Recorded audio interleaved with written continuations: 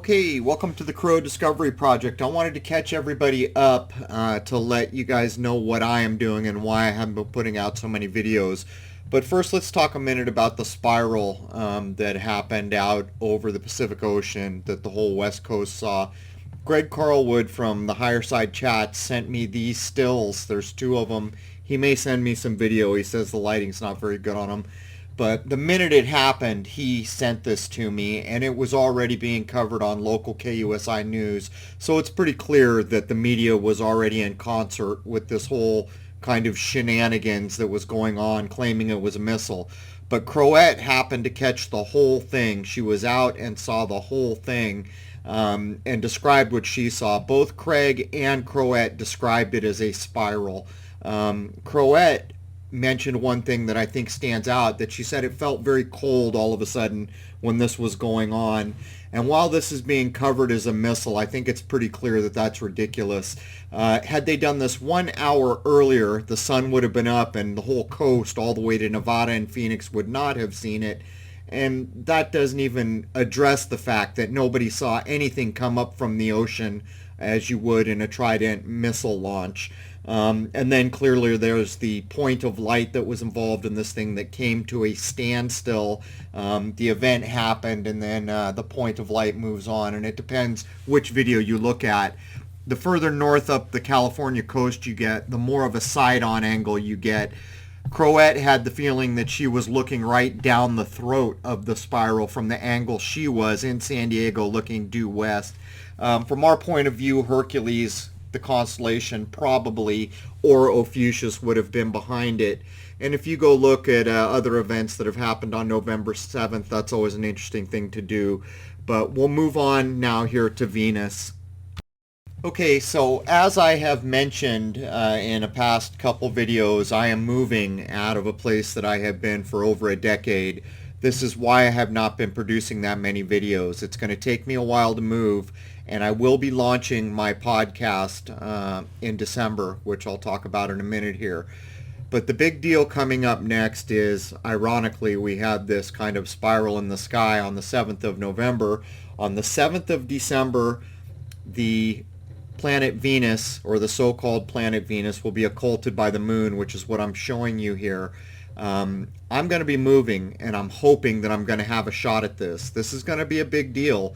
It's going to give us an opportunity to see if we can demonstrate that at times the thing we call the moon, the lunar disk, is see-through or transparent. We have everything almost going for us in this thing that will happen on the 7th. If the moon was waxing, if the moon was waxing or getting larger from new, it would have been perfect conditions. All the reports we have from the past of a see-through moon happen from a new moon to a very new sliver moon. This is the opposite of this, of what I just described. This is a waning moon. In other words, in a couple more days, the moon you're looking at here will be new. So this is the end of a cycle, not the beginning. Nonetheless, the conditions for this could only be better if we were looking at a new moon and if this was happening in the nighttime. For the West Coast, it's going to happen in the daytime, but on the East Coast, there will be people who have a shot at this with almost no sunlight involved. The critical thing to do is going to be to film the Venus going behind the moon and then filming the whole time to see if it's transparently visible through the lunar disk and as it pokes out the other side.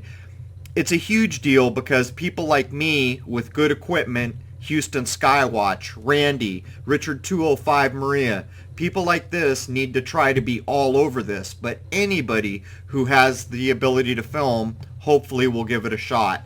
So if you go into Stellarium, set it up for your area. This is freeware. You can download Stellarium. It's what you're looking at in this video right now. You can look up to see on December 7th when Venus goes behind the moon, and it will tell you which way to look and how to film. And again, it is critical to get a good shot of Venus going behind the moon the entire time it is behind the moon and as it begins to poke out. Now, I am moving. I have most of my optical tools packed, which is part of the reason I missed the spiral. Although it was so far west, it's probably unlikely I would have had a good shot at it anyhow without being alerted in time. But I will be back up and running in December, and I will be moving away from San Diego.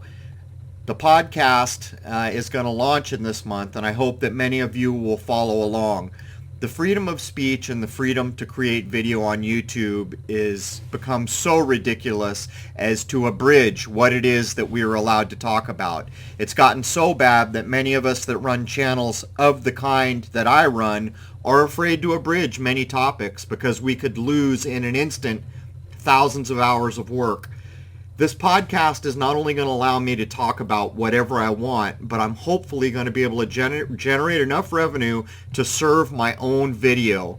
And if that is something I can pull off, that means there is no thing that I cannot cover or show in the kind of productions that I present to the public to address the endless problems of the times we live in. At any rate, I hope you guys will stay tuned. I won't be getting a lot of videos out in November, but I will be back on track in December, and the podcast will launch, which I will announce here.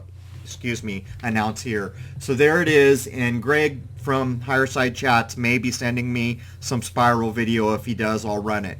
So hopefully people will stay tuned, and as soon as I'm able to be back online, I will be. Cheers.